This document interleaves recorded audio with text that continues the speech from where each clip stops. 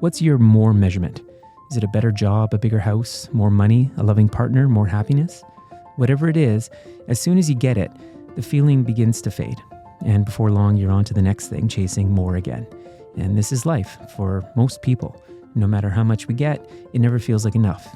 And this endless cycle, this constant reaching, it's essentially what we call suffering. Now, why do we always want more? And why is more never enough? And the answer is simple. Nothing out there will ever satisfy us if we keep measurement in here. Think about it. The moment we measure where we are, we create a gap between what is and what could be. And we know this measurement as desire. But desire is what we all seem to do, right? I mean, we all desire, we all measure here and there, this and that, now and then. But can you see that every problem you have comes from a measurement? And even happiness itself is measured somehow. You feel happy, but sooner or later, you just want more happy.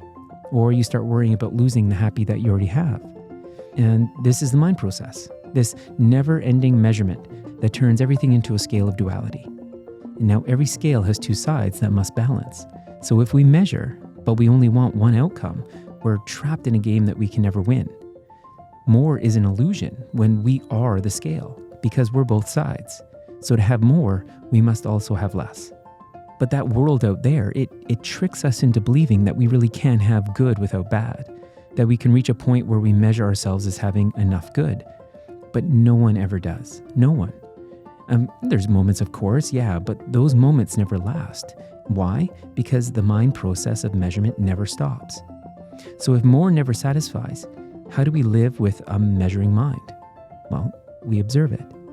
So all that meditation talk about observing, it really does work. But here's the thing, most people don't know what they're supposed to observe. It's not your thoughts. A mind watching itself doesn't escape measurement. Instead, notice what you feel when you measure. You don't think desire, you feel it. You feel good, you feel bad. You feel content or suffering.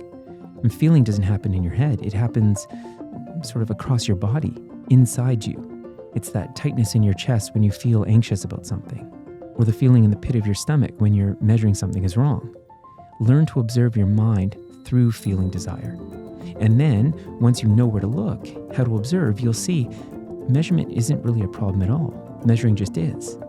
And when you observe without attachment, there are no problems because you are the observer. So when you meditate, don't ask, how do I stop all these thoughts? How do I silence my overactive mind? Whatever thoughts, measurements you're having, just ask instead, what is this feeling I'm experiencing? Is this feeling what I'm measuring in this moment? Uncovering the feeling of measurement, the root of desire, that's where the real exploration begins. Because after all that searching, there never was more.